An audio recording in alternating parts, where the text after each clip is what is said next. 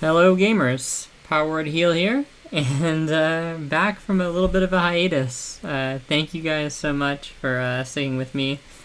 Sorry there hasn't been a video in quite a bit. I know I've been getting some comments, people asking me to make videos about the raid, release more videos and stuff like that, and I had absolutely intended to, but we got a bit caught up and we grinded really hard at the start of SOM, or SOD, I keep saying SOM, but yeah, it seems that we've kind of got everything in place right now, so, I would definitely expect videos way more regularly. I'm going to do, this is going to be the raid video to cover we're going to cover the priests, how it functions in the raid, and then we're going to go through fight by fight, talk about all of them, how to do them, and then we're going to do one of those for Druid.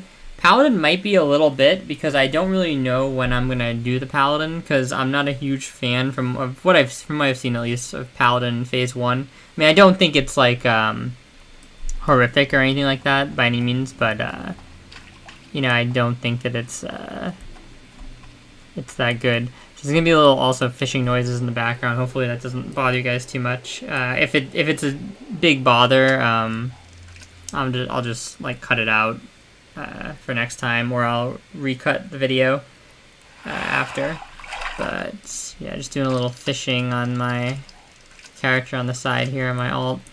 So yeah, we're basically just going to go through and talk about all the fights on those two classes, and then we'll probably do some other videos as well, just related to maybe general SOD balance or things that have to do with healing, stuff like that. And if they release any information on Phase 2, obviously we'll cover that as well, right? But this is going to be the priest raid video, and even if you're not like a priest, like if you're a horde side and you're a shaman, or if you're a paladin, or like I said, I will be making a druid one like this, but if you're, probably do that tomorrow, but if you're a druid and you want to just learn something about the raid today, or kind of like have ideas for what to do in the raid, you can kind of watch this, and it's going to be mostly priest tailored, but the fight strategy itself will talk about general healing strategies, as well as priest specific stuff. So there may be some stuff you can glean from this, even if you're a different class.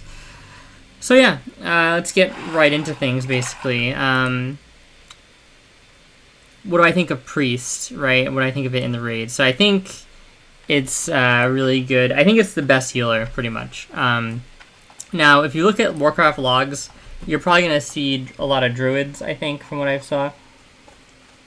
And you probably see priests as well, but I think druid is, at least when I checked, it occupied some of the top healing spots.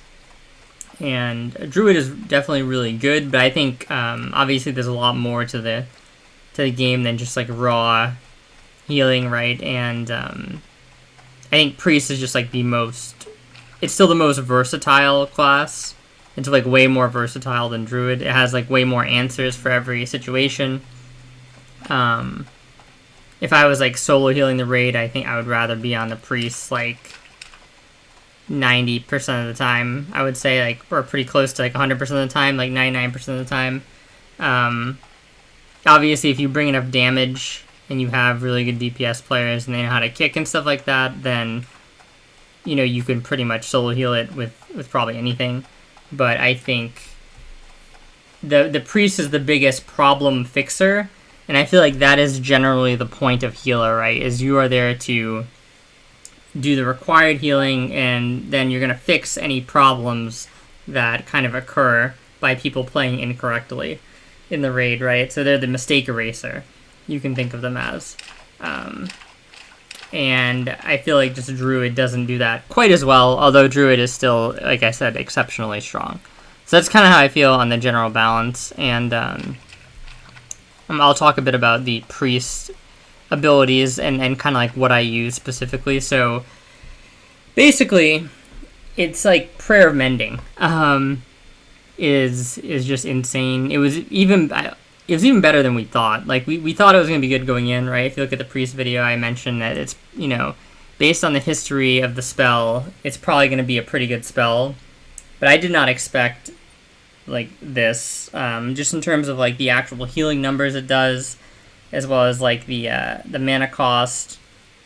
It also seems to, people have said that it's scaled pretty well. I don't really have access to like a ton of plus healing right now on my gear, so I've been a little bit unlucky. I've done every lockout since like even the very first one, but just I don't have like terrible gear or anything. I think I've gotten like 3 or 4 pieces, but a lot of loot has dropped in those 4 or 5 lockouts or however many it's been.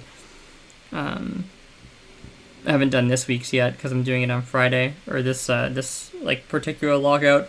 But yeah, I think that prayer mending is just insane. Penance also just incredible. Like even like again, like we thought that was going to be good, right? But it's just like the amount of healing it does for the mana cost it's crazy. Like having another instant basically. To help bail us out. This is another reason. Penance is another reason why I think like the priest is just. I put it as like one of the best healer overall, because it's just such a great way to like catch back up in desperate situations where people are making mistakes and you have to bail people out.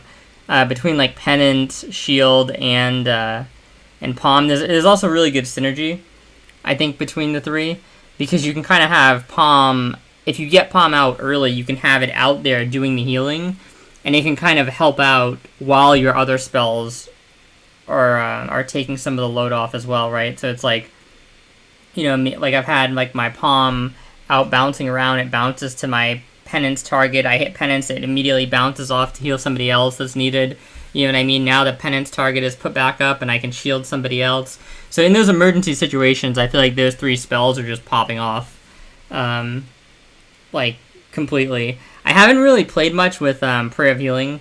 I think there's some obvious use cases for it, like on the Turtle Boss, where, you know, after he does the big AoE or whatever, you can put people back with Prayer of Healing, or Circle of Healing, sorry.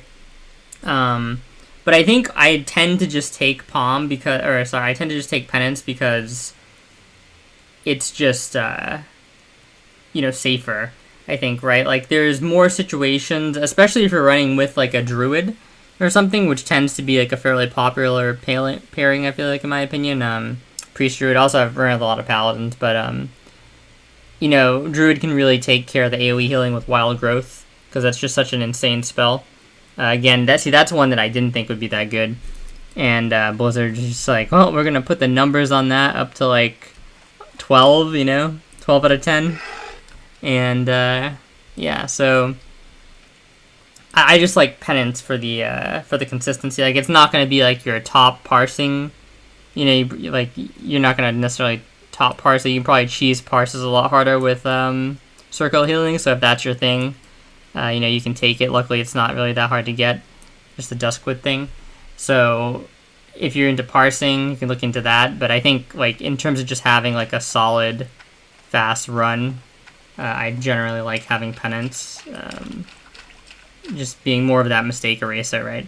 So that's kind of my general feelings on Priest. I do think the runes in general, like, I would say that they're too strong, but like I don't really want them to be nerfed, because I think if you nerf the runes, I think a lot of the players, especially on like the lower ends of the skill spectrum, are gonna struggle with the raid, because it seems that people are struggling with the raid already, and like, you know, for me, it's like weird because I experienced like, I'm in like a pretty good guild. I'm in Polar, so it's probably like the best alliance guild probably in NA, or like even on the server it might be like the best guild on the NA server. So the people I played with in the guild are definitely really good, but I've also done a lot of pugging, and that's part of the reason why this video has taken like a bit of time, because I've been grinding the hell out of the game for sure,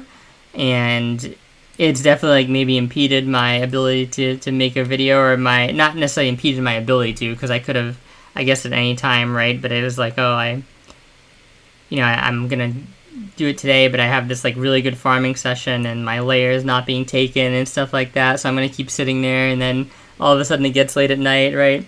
So there's a little bit of that going on. But it is also the fact that I wanted to do the raid a bunch and not just with like the people from the guild and stuff like that. Like, I've actually pugged it a lot on Priest and Druid. And the reason for that is I want to get a sense of like what it would be like, kind of like for the average player to enter into the raid. Maybe somebody who doesn't have connections, doesn't know people from other classics, and is in a good guild and stuff like that, right? And see what it would be like from there. And there's definitely been some runs that have been kind of like struggle busty. I mean, nothing like insane. I feel like I've been able to carry the healing pretty hard in a lot of cases, and I have a friend that I play with sometimes. He's been a couple of the pugs. So I think like between the two of us, it's been like we've had, you know, it's been pretty successful. We haven't had like too many wipes, but I could like, you know, I could easily see why people were wiping on some of the bosses and how it could seem like I could totally see like a player who's like maybe, you know, just not very familiar with the game coming into the raid and being like how the fuck do we kill this Kelris boss or something, you know what I mean? And I don't think it's unreasonable to think that, because depending on your comp, and I'll kind of go into that when we talk about the boss specifically, especially like in those first few weeks when people probably didn't have runes, didn't have gear, although I don't think the gear is as much of a factor, but some people definitely didn't have runes, and the nerfs didn't go through, and some of the classes weren't buffed yet and stuff like that, right? So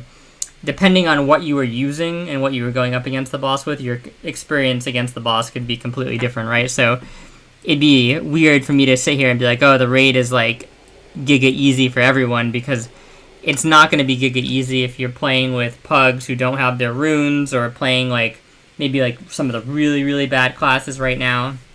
You know, you're going to have a totally different experience than me, like walking into the raid with like people that are doing, you know, near or above 100 DPS in most cases, even from like earlier on, right? It wouldn't really be a fair comparison. So yeah, I'm going to try and cover like all of that, like where it's relevant. Probably going to be mostly the last two bosses where stuff like DPS is going to be relevant.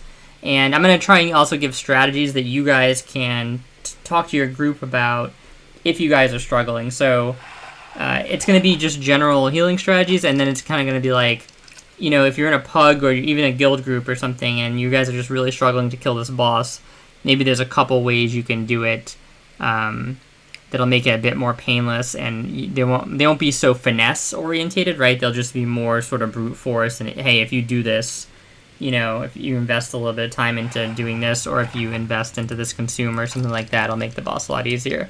So I'll try and talk about things like that as well, just so we can kind of like cover the whole spectrum. Right, and yeah, so let's hop right into things with the first boss. So the first boss, I think, is mostly a joke. I'm not even 100% sure of the mechanics. I'm pretty sure it's just if you get the debuff, you jump off the platform, right? I think that's the only main mechanic on that boss. And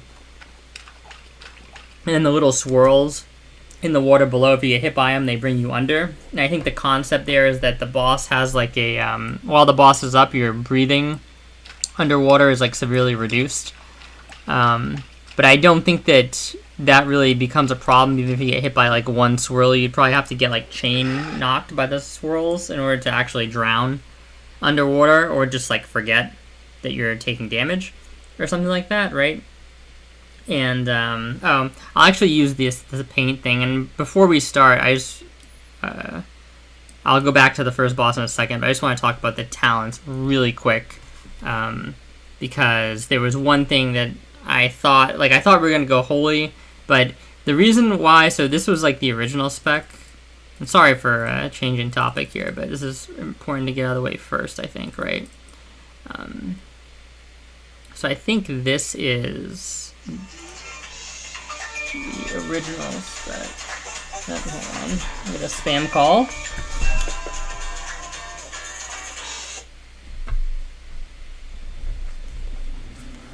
Sorry about that. Okay. Yeah, this is the original build. It was something like this, right? And then you put 2 points basically wherever. I think you put like here, I had in there. Now, the reason why I actually don't go this is what I was like the first clear or whatever. Actually, the first clear, I didn't have talents because I was leveling and I had points in this stuff, and then I respect, and then we were like talking about something in Discord and got summoned or whatever, and I never put the points in. That just shows how easy the raid can be if it's done with people who know what they're doing, right? But the next clear I went with the Divine Fury, and it was fine, but I think it's mostly just not necessary because Penance and Palm are such a big part of your healing that you're not casting a ton of like normal heals either. And then if you are having to cast normal heals, Lesser Heal rank 3 is kind of a decent heal, honestly. So especially if you don't have a lot of mana, if you don't have a lot of plus healing gear, right? Which you don't at the start, because the coefficient being butchered by it being sub 20 is not really something you have to factor in, right? Because you don't have the plus healing gear for the coefficient to matter. So, yeah, I think rank 3 Lesser Heal is like a great heal to have on your bar, certainly. And when you combine that with like rank 1, I believe, and rank 2 heal, then those heals being 3 seconds isn't really as much of a problem, right? So, because you can always use the 2 point, you always have access to a 2.5 second cast anyway that's pretty solid. And to be honest, like, in most cases, I think using the Lesser Heal tends to be superior to using heal rank 1, unless you're healing like the tank maybe, who has more health, right? Because I was finding that heal rank 1 even seems to maybe do a bit too much healing. Like, I'd like the healing on that spell, if we could like design spells ideally for phase 1, it would be a little bit less healing on the top and then a little bit less mana, right? That's how I'd like to have that spell. So I think Lesser Heal rank 3 it's like a little too low healing, right? And and then heal rank 1 is a little too much healing. So maybe there would be like a sweet spot in between there, but I think generally speaking, if I'm like healing raid members and stuff, I probably prefer using the Lesser Heal, to be honest. So yeah, you don't really have to worry too much about Divine Fury. So I just went basically, and you can put the points in Wand here if you want. If you're gonna be soloing, you don't want to change specs, perfectly fine. Also, this is like very underrated because at least like at one point during the fight, you can cast like a big juicy heal rank 2 that's inner focused, or you could use it with the AoE heal if you're like Circle of Healing, obviously, if you have that, right? It's another good thing to use it with. But this is kind of nice in those contexts where, you know, there's not how would you say it? It's like there's not a lot of you're not having to do a ton of casts, I guess, right, in these raids. So, like, having one really big, juicy cast that can, like, pop the tank back up to basically full can be, like, really nice. Like, this can sometimes bridge the gap to you getting enough mana to cast another heal, right? Because since it doesn't cost any mana, it's not affecting your 5-second rule, right? So you're regenning mana, basically, when you're using this. And, it can also, like, bridge the gap to your mana pot, maybe, or something like that, to let it come back off cooldown. It's just, like, a nice extra tool to have, you know what I mean? A lot of the fights don't last longer than 3 minutes, I would say, so, like, in terms of when you use it, you don't have to, like, use it at the start of the fight in order to get a second one. Unless, like, for some reason, maybe you did think the fight was going to last longer than 3 minutes, then I guess that would be the play. But most of my fights are not lasting that long. So I pretty much just use it, you know, when appropriate, and which is nice because that allows me to kind of like pick and choose the exact moment I think it's going to be most beneficial, and like allows me to pair it really well with like whatever heal I want, whether that be the AoE heal or the big single target heal rank 2. So yeah, I think this is good, and then I just put 2 points into here because I honestly don't know if Kelris's Shadow Aura does pushback, but that's kind of like, that was my thought process with skilling the points in here. You could put the points in Renew or in Holy Spec if you want, if it doesn't do that. I I think like the problem is you're not really using Renew rank 3, which is where this would have the most value, and it would only be like 10% because you can only put 2 points in.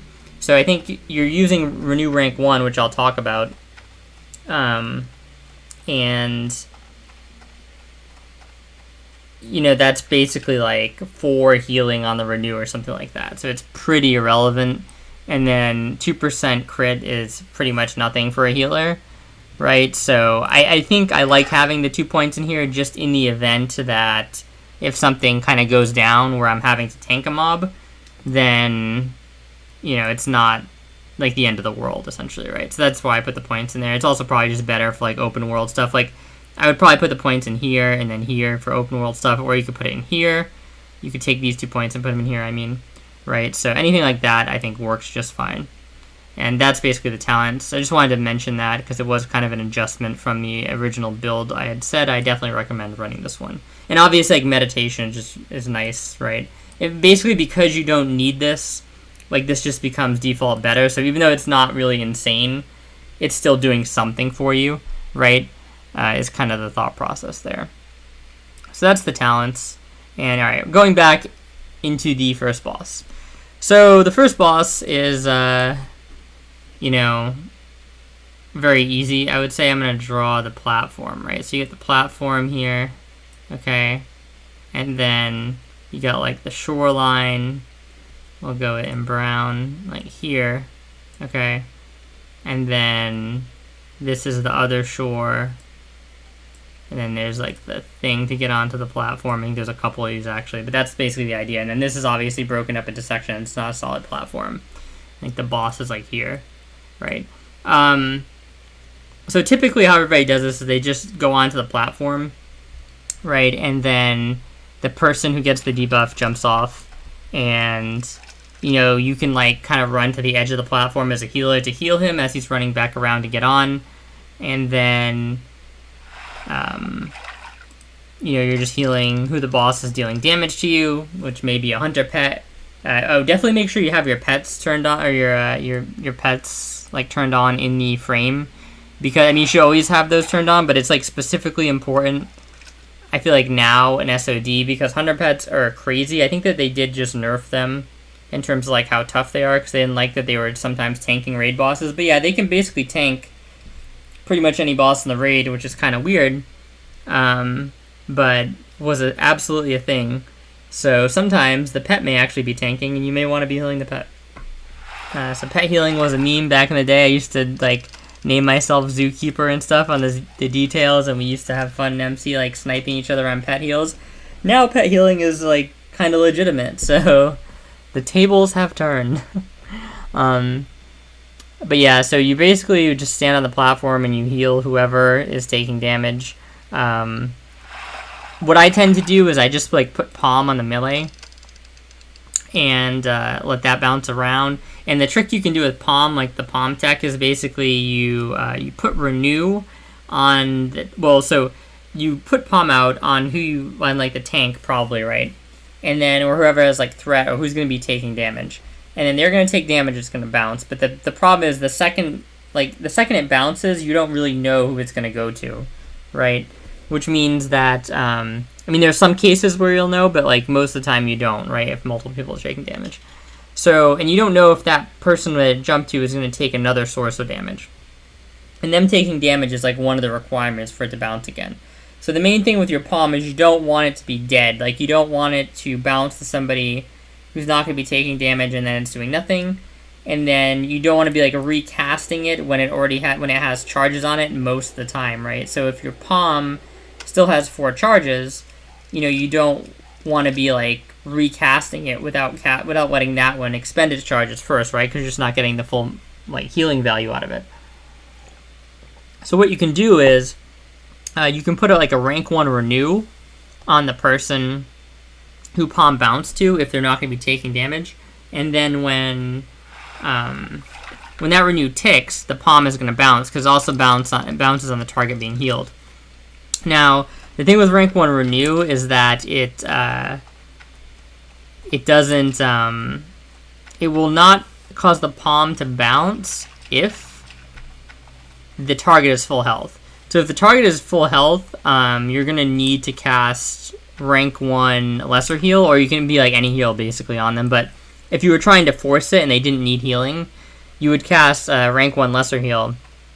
Because it's something about the direct healing that I believe will make the palm bounce, but the renew won't. And I have some ideas for like why that's probably the case. Probably because like the hot, even though it's technically probably doing overhealing, it's just not counting it as like doing the healing maybe.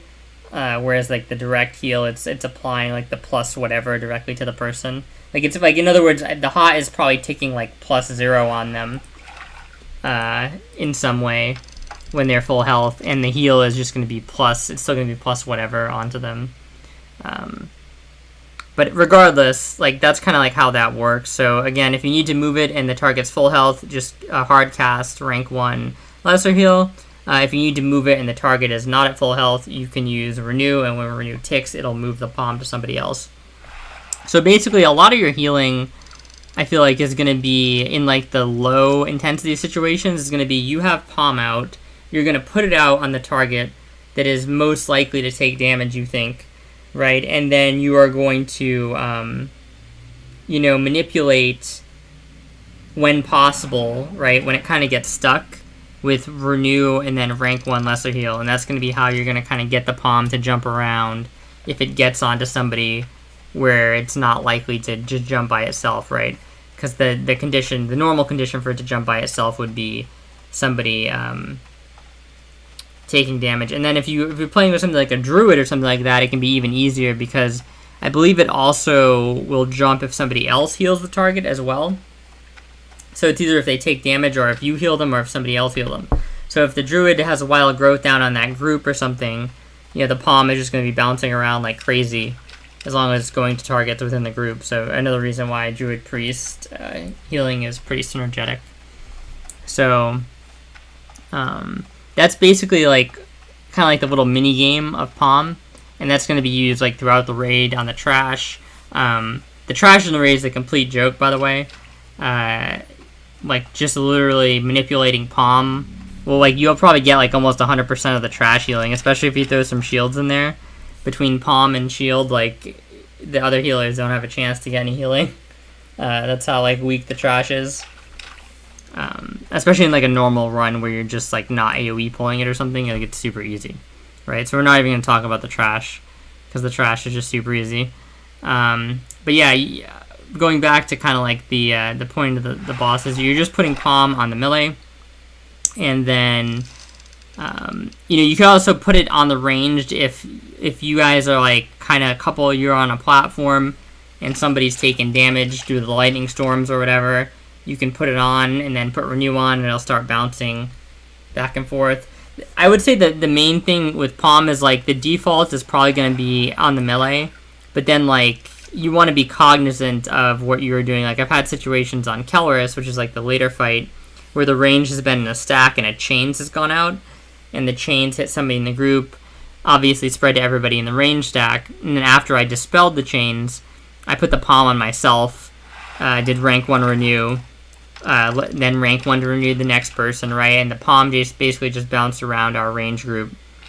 So it is like important to be somewhat cognizant of like where you're casting it on, right? It's just that in most cases, the melee are going to be the people that are going to be close together to allow it to jump from one person to another, and they're going to be the ones taking the damage. So melee and the tanks are usually a safe place to use palm, I would say. And in this fight especially, it's probably going to be on the melee. Now, basically you just dodge lightning storms and kill the boss, and the person jumps down, like I said, that has the debuff, and that's the fight. What's probably going to happen is people are going to knock everybody off because they're not jumping down with the debuff, and in that case, I feel like it tends to, I've tried to find like the best position to be in, because there's a couple thought processes, and at first I was like, do you always get knocked the same direction? I don't think that you do, because I was like, well, let's say this is like a square right here.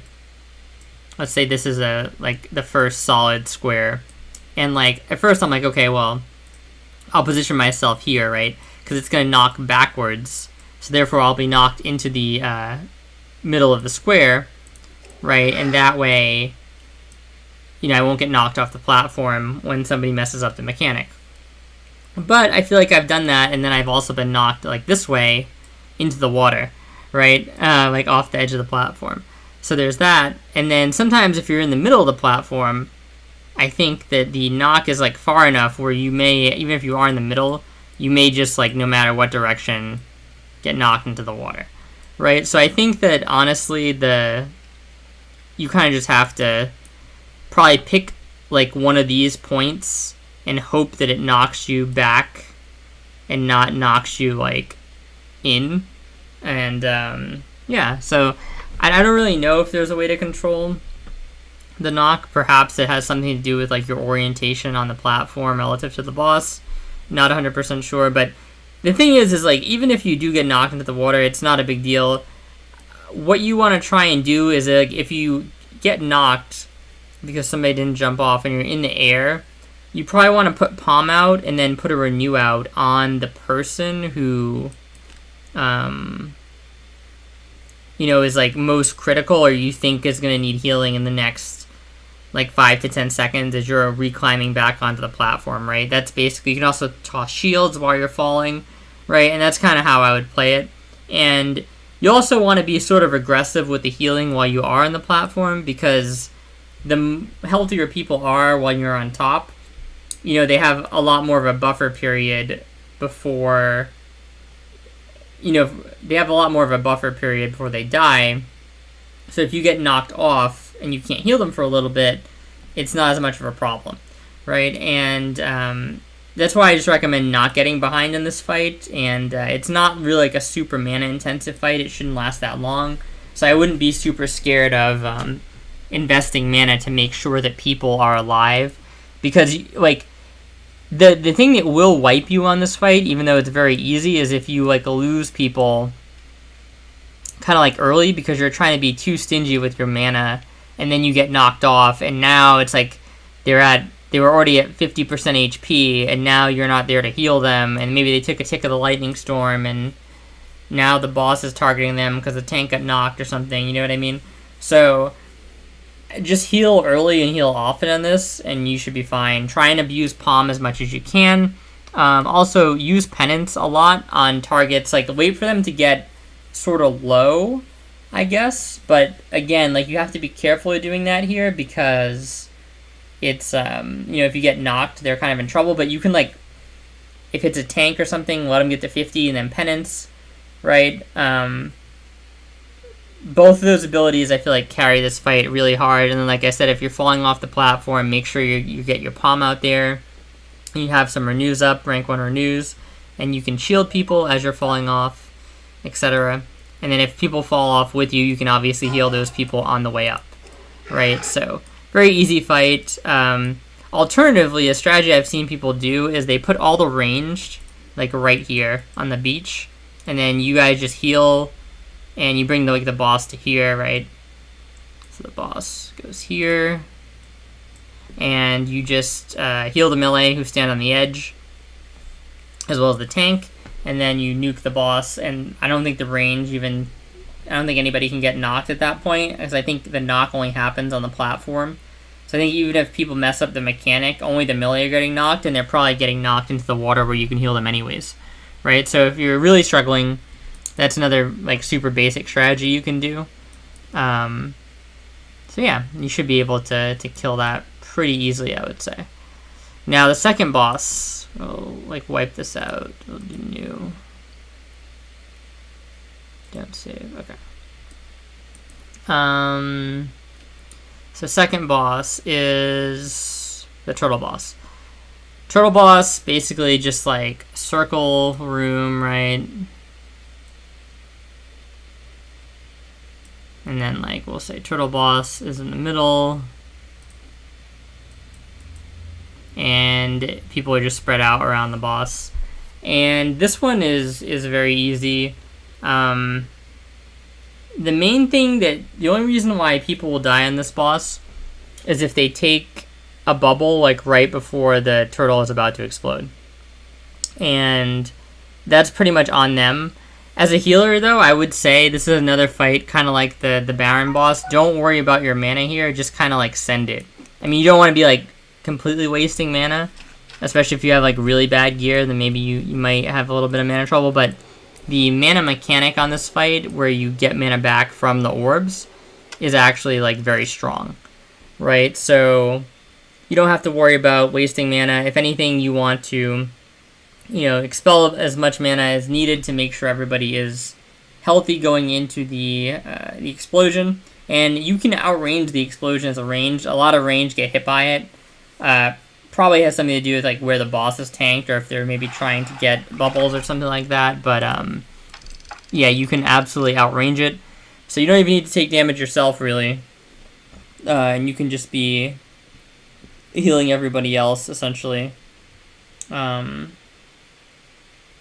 But yeah, it's really really easy fight. What I would say is, like, as a priest, definitely shield yourself when you go in for bubbles. Like, you can just pre-shield yourself, grab a bubble, and always bring yourself back up if you're going to take a bubble first, and then worry about other people, right? Because if you die, like, that's the only, like, you can kill this boss with, like, a tank up and very few DPS if needed. But if you die, that's where the group will wipe, right? So just make sure you prioritize yourself, play your own life, as they say, and really take advantage of those bubble phases. The idea is you want to have full mana pretty much, like, up until the last bubbles are going away. It's kind of like the idea. Or rather, up until the shield is breaking. So you want to be, like, eating as many bubbles early as necessary to keep the raid healthy.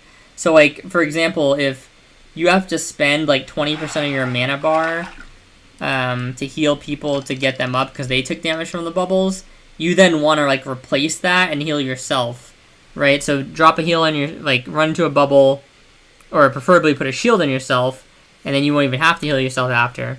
And then your mana will be back to full. And then you can, again, retop them if they take any more damage, shield yourself again, run into another bubble, etc. So that's how I would play it. Just be careful you're not running into bubbles that, like, other people are near, because it does, like, a little radius knockback. Because, I mean, people can kind of get chain knocked from bubble to bubble sometimes. I think the optimal way to do this fight would be to have, like, everybody take bubbles early, and then the healer just heals it up, and then takes bubbles, so he has 100% mana going into the phase with no bubbles. Because the way that I see people die is there's just so many bubbles out sometimes, because people are not taking them at all.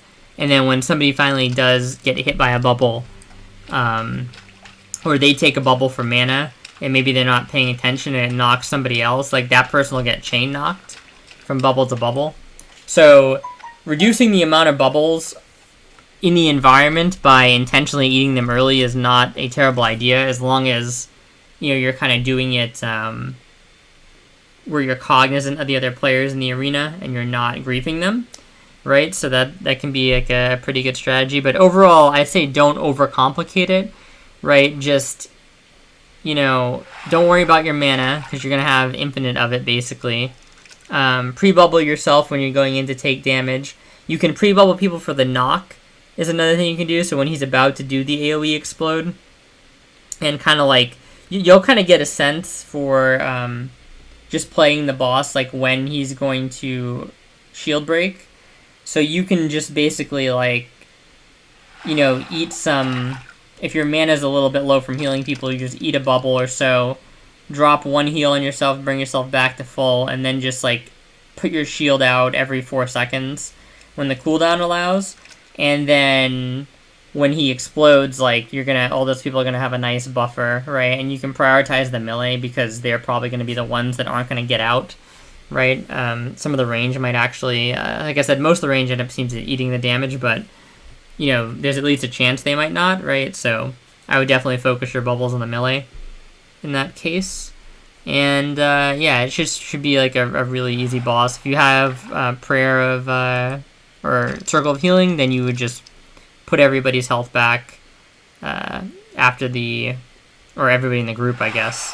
Or maybe you could target it on each group, and, you can instantly bring people back up. It's a little bit mana intensive probably, but it should be fine. And honestly, like, it'll be less mana intensive than healing everybody individually in a group anyway. So it is more mana efficient overall. And I would say definitely just use the bubbles is the main talking point of that fight, right? Because the one thing is that when he's not doing the bubbles, like once the bubbles have run out, until he does the bubbles again, you're going to be SOL on mana. So you want to make sure like you have as many people topped as possible so that they don't, it's not only so they don't die, but even if even if they weren't going to die, like let's say somebody's at 75%, right? And the turtle explosion does 50% of their life. So they'd be brought to like 25% after the explosion, right? Now you're like, oh, well, it doesn't matter, right? Because they're not dead or anything. But the reality is that that's just more healing you now have to do when there's no bubbles out, right? So you kind of want to get as much healing done as possible while the bubbles are there for you to take advantage of the extra mana, right? And then the idea is you're using quite a bit of mana to put back all that health after the explosion, but then you have to heal the tanks until the next bubble phase. And the boss, I believe, puts like a stacking buff on the tanks. I think that's why they tank swap, right?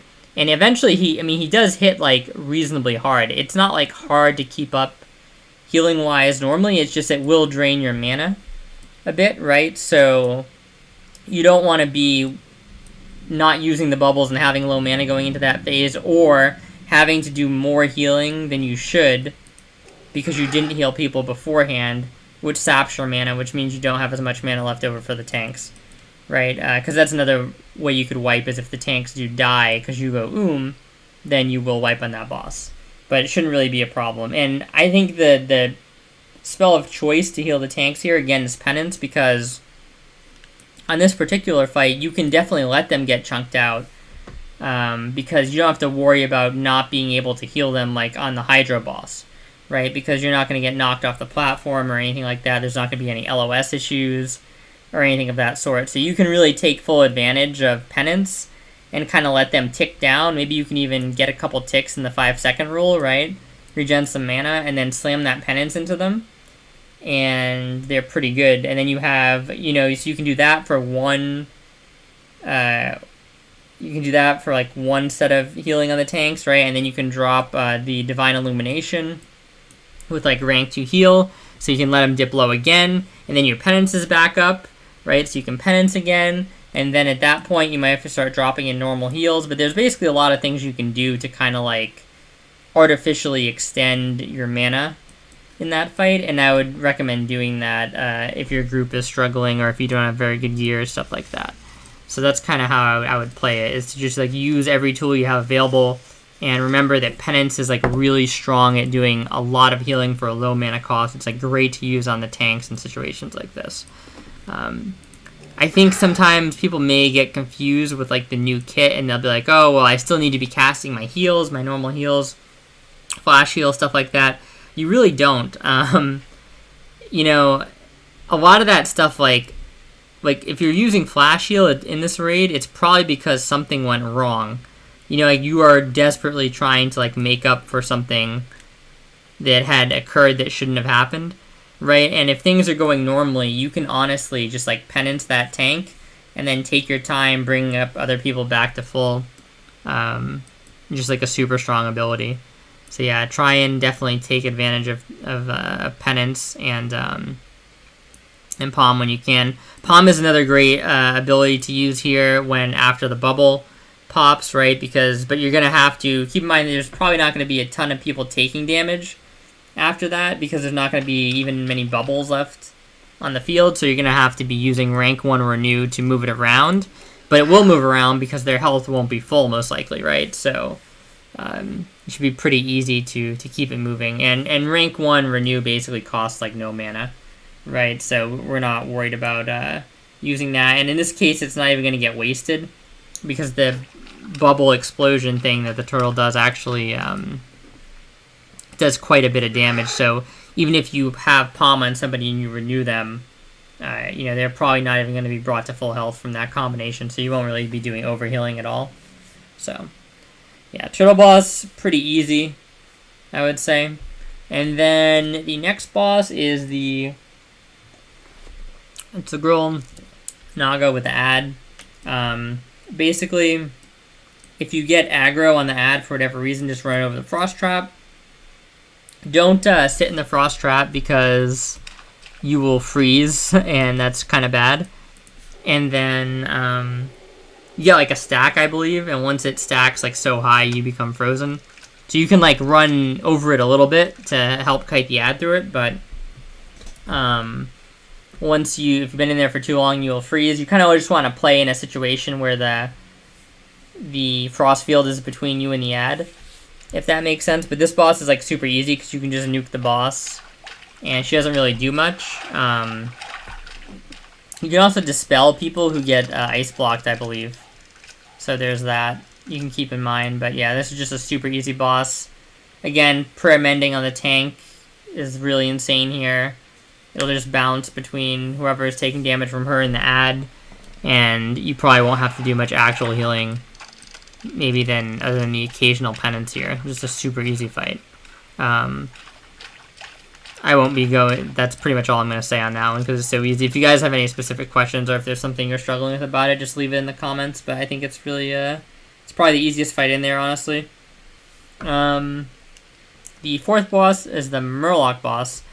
So this boss, this is one of those fights where if your raid is struggling at dodging the Murlocs, because that's like the key component of the fight, I would recommend they use a shadow protection potion before going into the fight, and then they can pop another one if you wait the 2 minutes before the fight starts. You can go in with like 1,000 shadow damage being prevented, or like up to 1,100, I think. And then if you waited the 2 minutes, they can pop another potion during the fight if they really need. So you have like 2,000 damage mitigation. The potions are really cheap. They're like 40 silver each on my server. So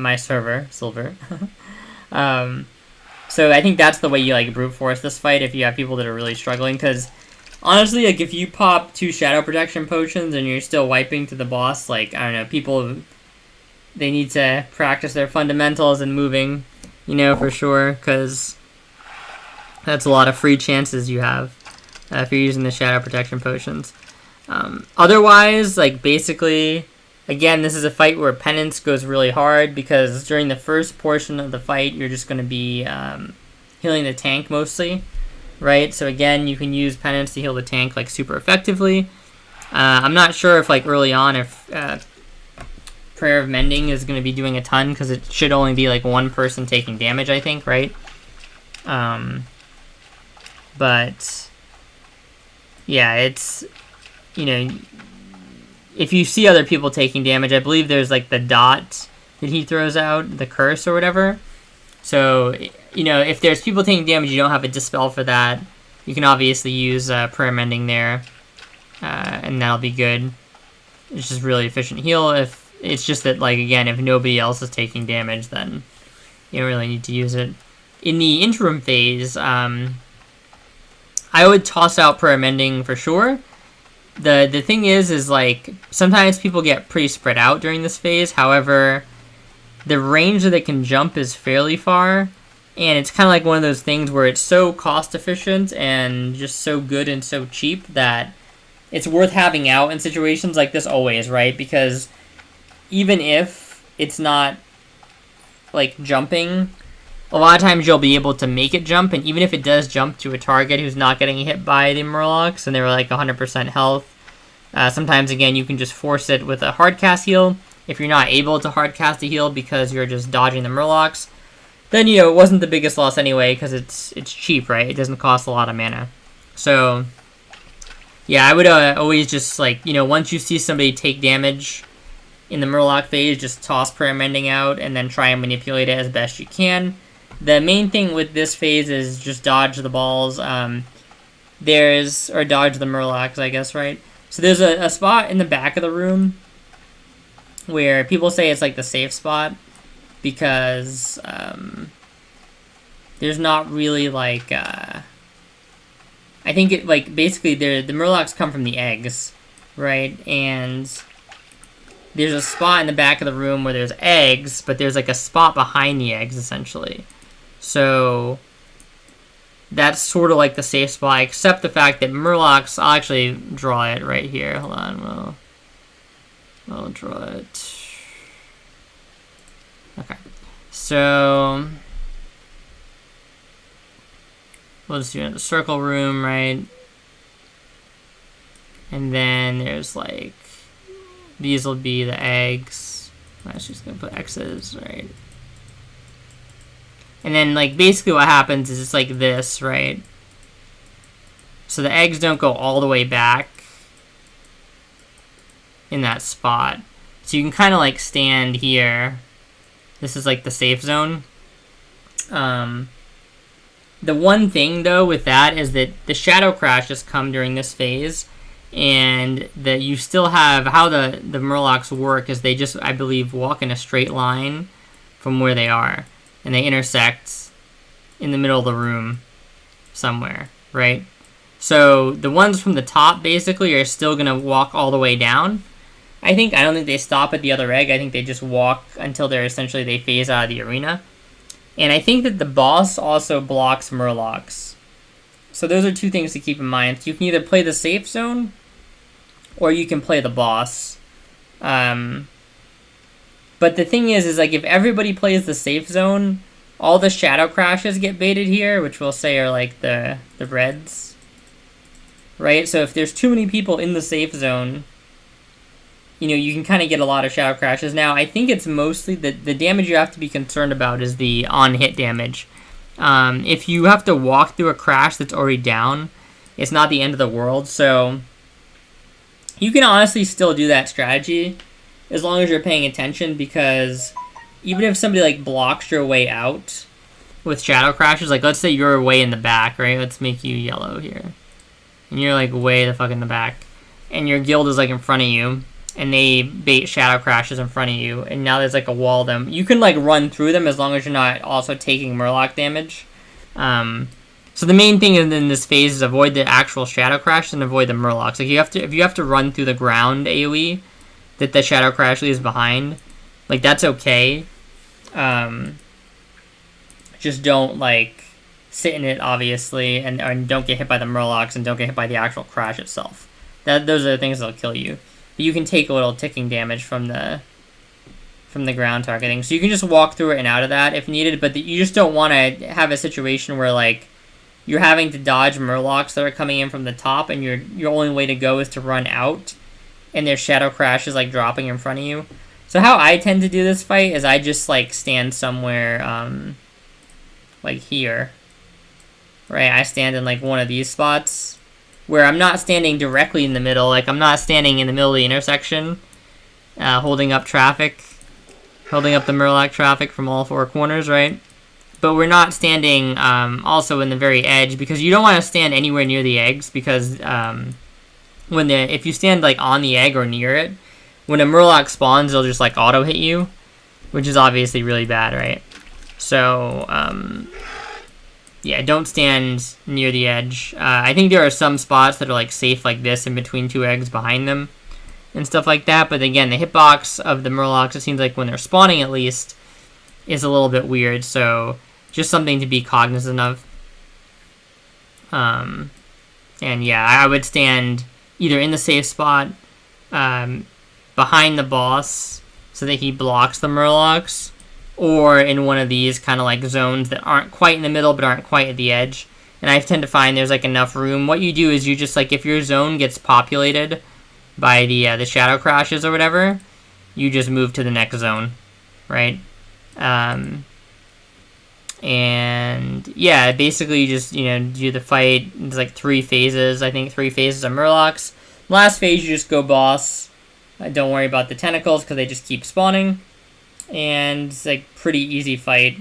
You're going to be doing some dispelling, because some people get, I think what happens is after the curse gets dispelled, so if you have a curse dispeller, then they will get feared, I believe is what it is. So you can also dispel the fear.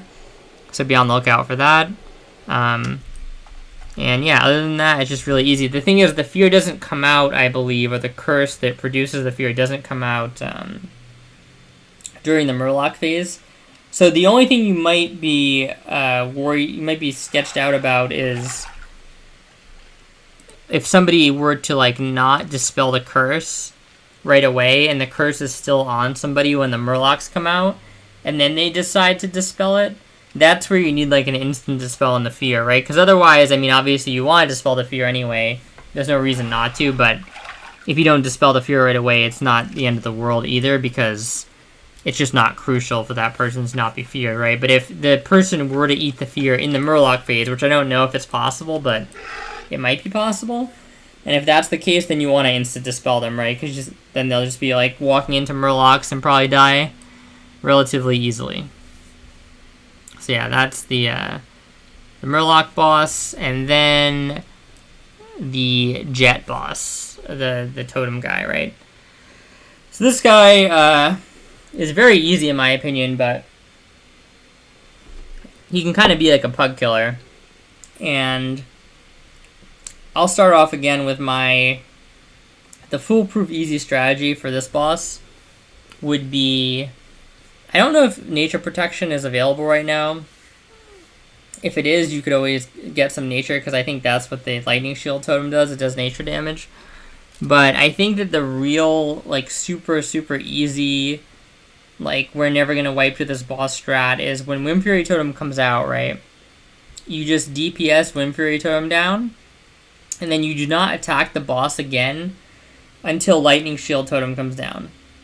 And the reason for that is because if you're attacking the boss while Lightning Shield Totem comes down, you're going to hit the boss, you're going to take the damage, you're going to do the chain AoE or whatever.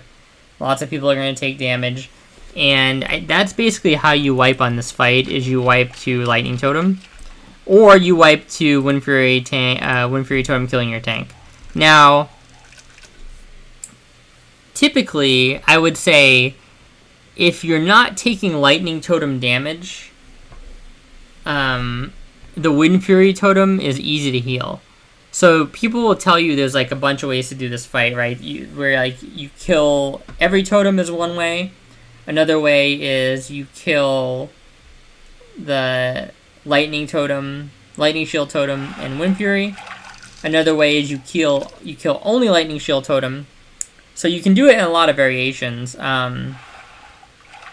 depending on what you're trying to do, and it really depends on your group's like kind of DPS. I would say, ironically, like you would think that the speedrunning strat is the one where you don't kill any totem except lightning, right? And that's kind of, it's true, because you're just wasting DPS on the other totems at that point, right?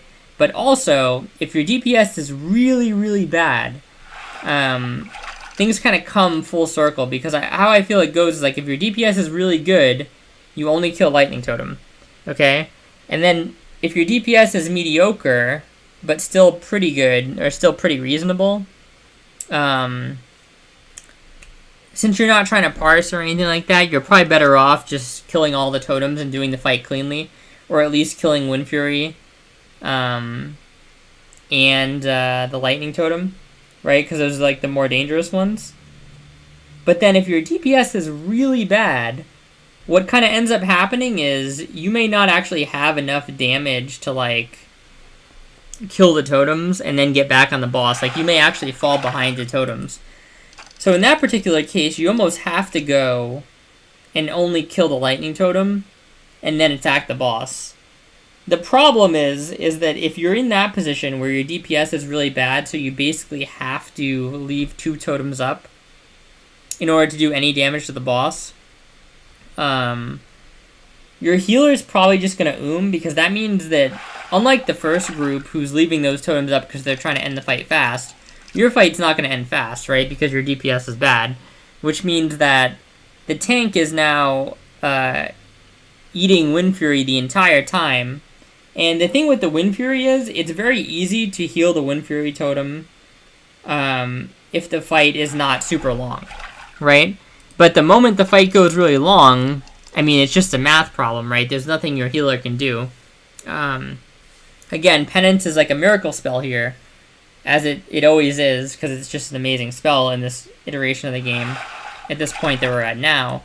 But it has a 7-second cooldown, right? So you're going to be penancing, right, on the first, like, Wind Fury burst, and then you're going to have Illumination for another one, right? And then you're going to have Penance for the next one. But keep in mind that if the totem is going to be up 100% of the time, then the tank is going to get chunked a decent amount of that time, right? So that's only 3 sequences where you have an answer. And then the next sequence, you're going to have to cast Heal, which is fine. You know, it's not that you can't keep up with the Wind Fury by casting Heal, but your mana efficiency now begins to drop, right? Because you're having to use your normal spells, basically. And Prayer Mending is an amazing spell, but it's not really super great on the tank here, right? Because it's just not like an amazing tank killing spell. Now, you're probably going to be casting it on the tank anyways, because other people are probably going to be getting hit by the lightning totem to some degree. And they are going to need to be healed eventually anyways, or they will just die to, like, rotting themselves out on the totem, or maybe they get hit with a magma totem, right? Something of that sort. So you are going to be using Prayer Mending here, absolutely, but it's not going to, like, help your tank survive the Wind Fury combo, essentially, right? So it really just depends on, like in terms of what you're, like, how this fight feels is very dependent on your DPS level and how you're choosing to do the fight. Because if you have, like, a reasonable DPS group and you kill all the totems, it's going to feel like there's no damage going out at all. If you have a reasonable to high DPS group and you only kill the lightning totem, then it might feel like there's a lot of damage going out sometimes, but at least the fight will end, you know, presumably fairly quickly, so you'll probably be able to end it before you go And then if you have bad DPS, which means that the players are probably just not good in general, so they're probably also getting hit by the magma totem. You're probably not able to kill all the totems, which means the totems are going to be up except for the lightning totem. And again, if they're not good players, if they're bad players, they're probably going to be taking extra damage from the lightning totem. You know, you're just going to feel like this fight is literally impossible because, like, I had one pug where the tank would just, we told him, you know, another tip you can do on this fight if you're like a melee DPS or something is you can just press escape, and what that does is it, like, basically stops your attack, right? No matter what. You can also, like, I believe you can bind stop attack somewhere, but, like, if you hit escape, you don't have to deal with any of that. Like, I think it just sort of, like, is almost like tabbing you out, so you're not hitting the boss at that point, right? Like, it doesn't actually tab you out of the game, but that's sort of like the effect. Like, you're just, like, not doing actions anymore. So that's, like, the easy way to deal with the lightning totem, but the tank was not doing that, and he was basically, our DPS was so low we had to leave Wind Fury up. So he was eating damage from the lightning shield plus Wind Fury, and then other people were doing lightning shield damage to themselves, and if you're in a group like that, it's going to feel impossible to heal this fight, but I mean, just know that, like, you know, it's not your fault, essentially, right? If the situation is that bad.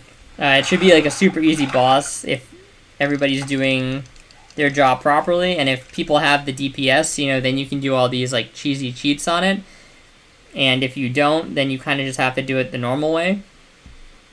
And if you have, like, really bad DPS, then you have to cheat and just hope that people don't get hit by the lightning totem.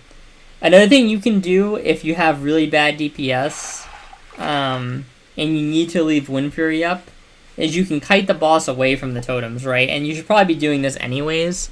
And if you do that, it really does kind of, like, help heal our mana a lot, for sure. Because, like, you can deal with putting back one combo from the Wind Fury, but if he's just sitting in the Wind Fury, and your DPS is low, and people are taking lightning shield damage, like, your mana is just going to get shredded, right? So, like, you really need to be able to just, like, okay, the totem came down, I know I need to cast, like a nice fat penance on him here. Oh, but look, he moved away from the totem, he's not going to take another, like, Wind Fury sequence again.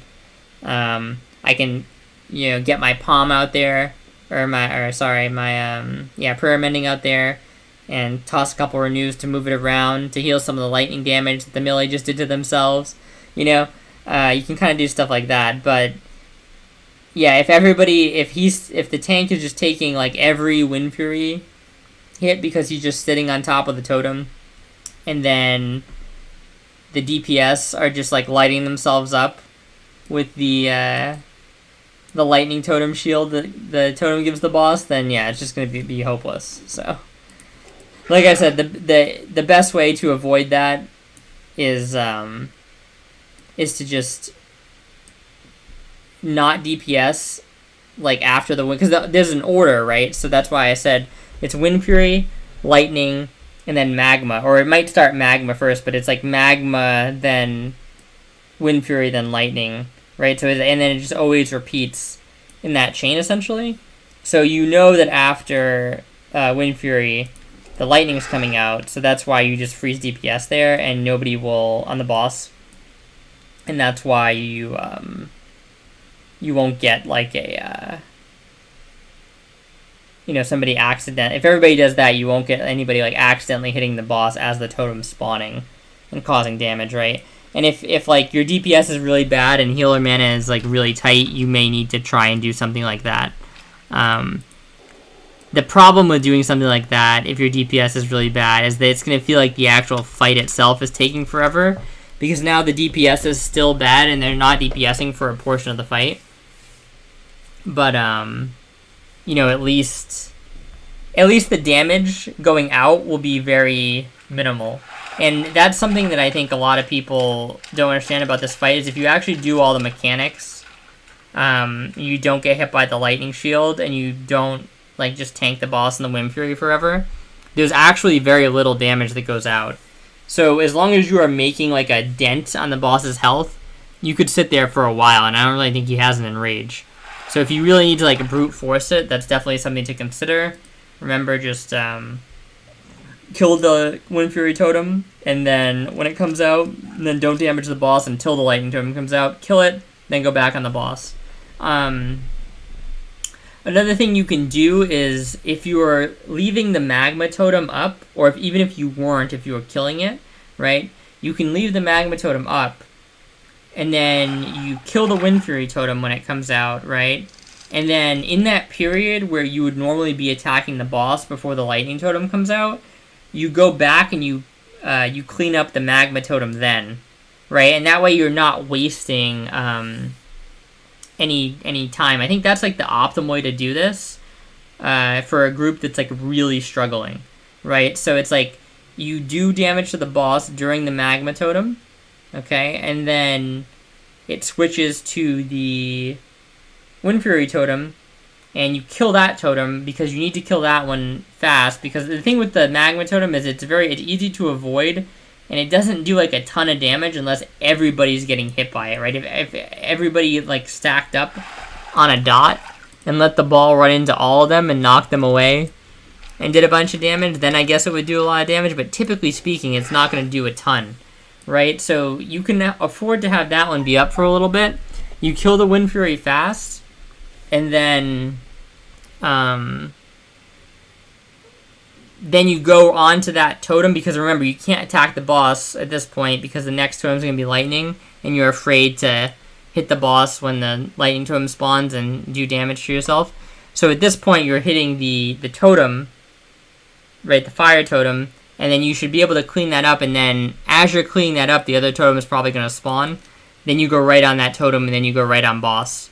And then you stay on boss again until the next Wind Fury comes out, right? So I think that would be the way to kind of handle the fight, ideally, if you had like a really bad situation, you're really struggling. Because basically, as long as you don't die to reflect, and as long as your tank just isn't eating Wind Fury non-stop with like really low DPS, you will kill the boss. As long as like either of those things isn't true, like you're fine.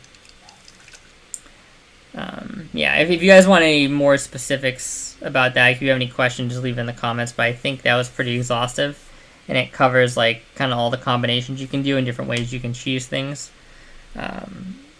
Yeah, so That is... Oh, and also just, like, don't blow your load on the gauntlet part of the fight. Like, this should not be a really hard part, right, to heal. If it is, things are going incredibly wrong. You just, like, rely on pre-amending, like, big time during the gauntlet, and then toss a penance out there if somebody's getting low. If you're struggling to get through the gauntlet without using a lot of mana, it's probably because, like, your DPS is doing really stupid stuff, like taking aggro and stuff like that, forcing you to spread a lot of healing around. You don't want to do that. You want to be able to focus, like, all the healing on your tank. Just, you know, get him back up to full with, like, a penance that costs barely any of your mana. And you go into the actual boss part of the fight with pretty much all your mana intact. And that way, if things get bad, you have a bit of a buffer to play with, right? Because if you go into that phase with, like, 60% mana, and then, you know, people are not killing the totems very quickly, and your tank is eating a bunch of Wind Fury, while he's also eating Lightning Shield, and other melee are eating Lightning Shield, you're going to so fast, and you guys are going to wipe. So yeah, just take the first part seriously, don't expend a lot of mana, and you should be fine. So the next boss, Kelris. This is the one I've actually got requests about to make a video on Kelris. Okay, let's actually do another. Let's do another thing here. Okay, there we go. So, boss room, right? Yeah, we're already. What a square we have. Okay, so. And then I'm gonna do this, right? This is the thing. The altar. Okay, then there's like pillars. Okay. Look at that. That's a great boss room. Boss is in the center. Okay. Let's try to think, like, where would we want to start with this fight. So there's a couple of things. I'll explain, like, the normal strat people do first, and then I'll explain kind of like my adjustments to it, right? So I think normally you would have the melee just, like, people tank him where he is typically, and they have, like, we'll do blue for the melee DPS right there, right? And then purple, we'll say the range DPS, and they'll start out, like, right where that circle is, right? And they'll rotate, like, this way or something. And the idea is that you are stacking up and you're baiting the shadow crashes. And then you just put them, like, here, here, here, and you're just moving this way the entire time. Right? And you're baiting the shadow crash, and you bait it all the way to this pillar, and then you run around it. Right? And then you bait it here, here, here. And then, like, by then, you're pretty much into phase 3. Like, you're probably into phase 3 by here, if your DPS is reasonable. And then, by that point, you know, phase 2.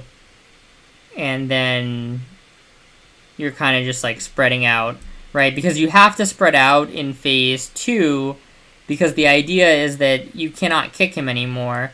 And the only reason you're able to stay stacked during phase 1 as ranged is because you can kick him, and you're not supposed to get the chains debuff that comes out because you can kick the chains cast. Now what the chains does is it basically does, like, initial hit damage, and then it does ticking damage on you.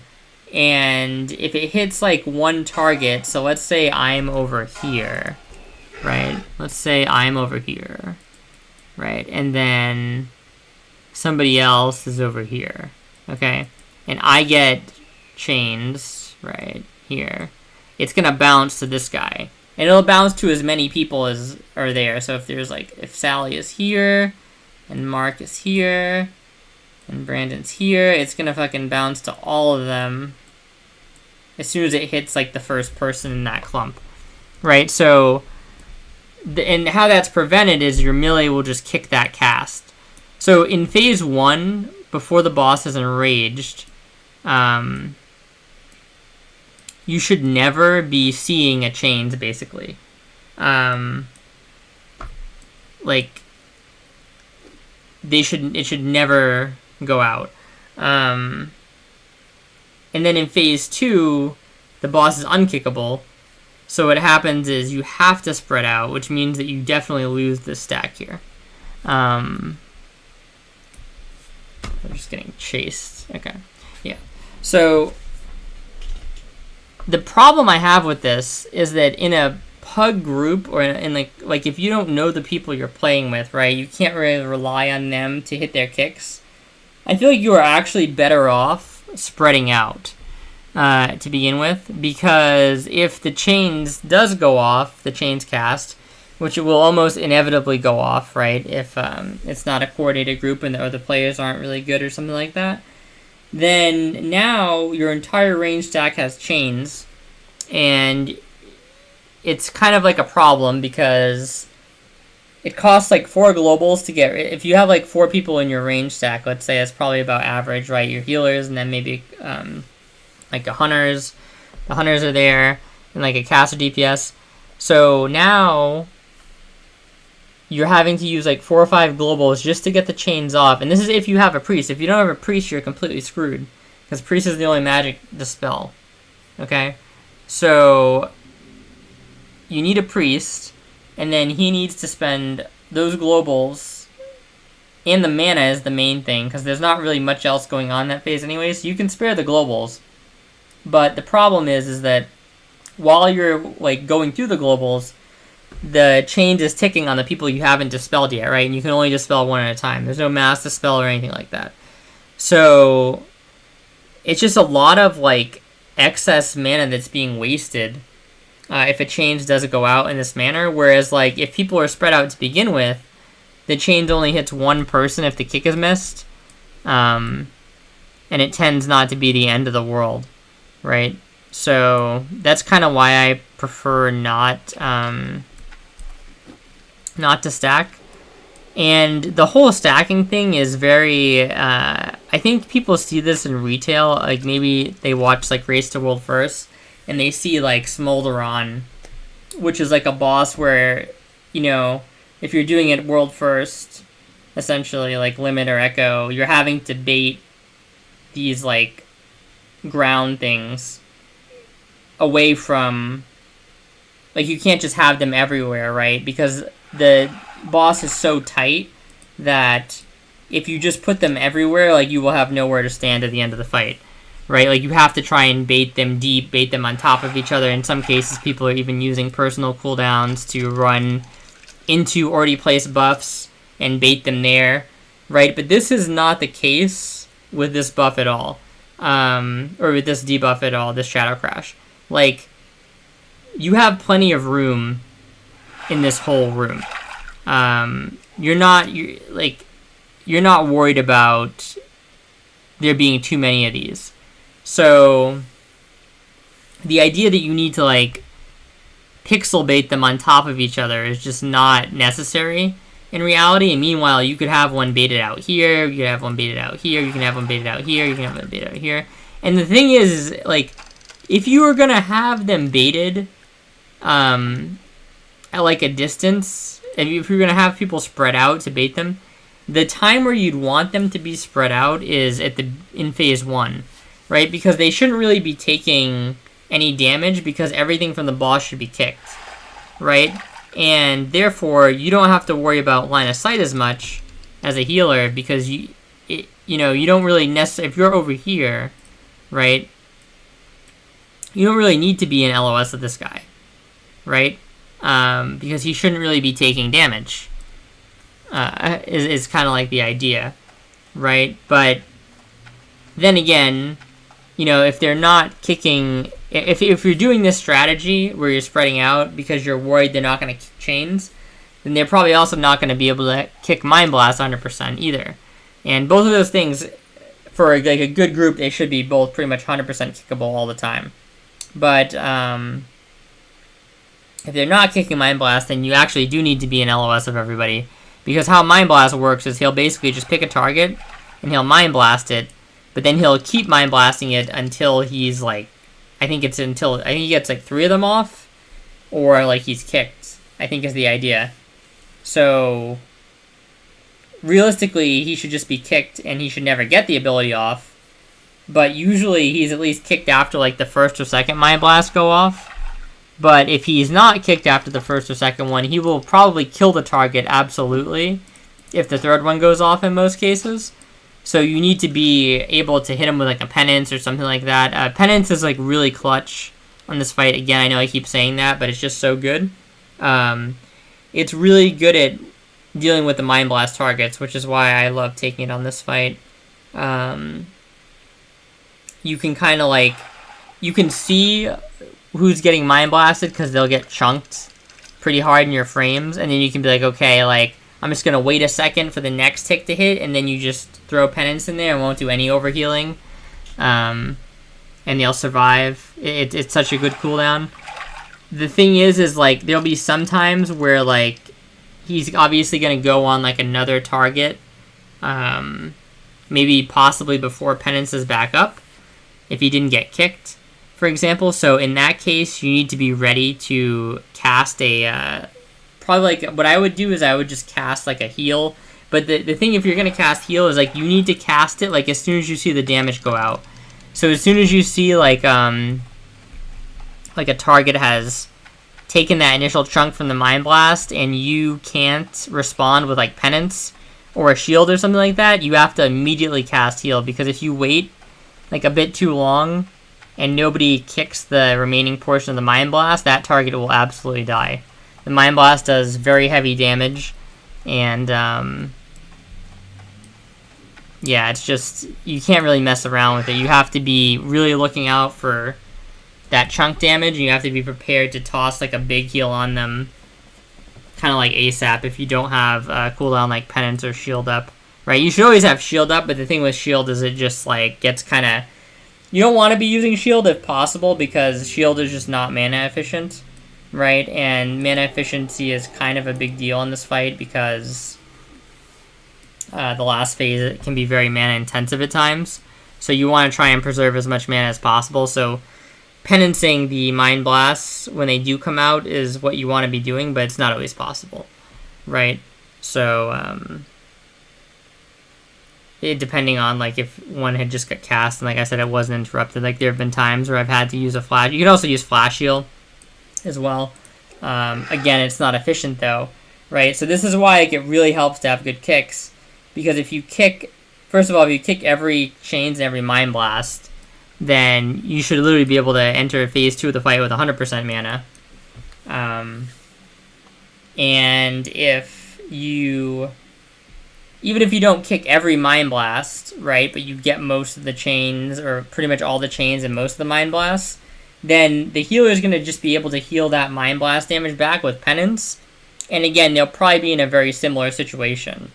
So you don't need to be perfect with the kicks, but you do need to kick, because if you don't kick at all, and there's, like, Chains going out everywhere, and there's Mind Blast being, like, full casted on people, and the healers are having to dump into them, you will just die in phase 2, unless you have insane DPS, because the healers will just have no mana. And at that point, they have to be healing, because you can't kick those things, right? So they, like, phase 2 is where the healers need all the mana, because they have to dispel the Chains, they have to heal the Chains. The Chains also do a way bigger initial hit in phase 2. So, and there's, like, AoE ticking damage just happening all the time. So phase 2 is, like, the race to kill him, and your healers definitely need to have a bunch of mana, because it'll seem like, oh, we're going to kill him fast anyway in phase 2, right? But your healers are just blowing through their mana, because in this particular, like, part of the game, there's not a ton of, like, good mana regen mechanics, right? So the mana regeneration is basically not using mana during the first portion of the fight, and then hopefully you have close to 100%, and you can just dump it into anybody who needs it during phase 2.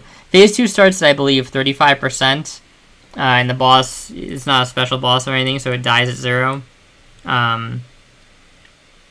And basically, how phase 2 works... Oh, another thing is, too, for phase 1 and getting sent down, you shouldn't get sent down as a healer. It's just unnecessary. The person that goes down doesn't need a healer with them. It's super easy to do the downstairs. And And sending a healer down is probably just going to either make the downstairs take longer, number one, and you don't want the healer like DPSing down there either, because it's just wasting mana. And then it also could possibly get them behind on whatever is happening. So if bad things are happening upstairs and the healer's downstairs, now when they get upstairs, they have to catch back up. And by catch back up, they're going to have like a penance to do that, which is a good mana efficient spell, but then they're going to have to be using Flash Heal once that's down. And that's just not good, right? They're just going to hemorrhage mana. So you want to have the healers on top so they can kind of control and manage the fight with their heals.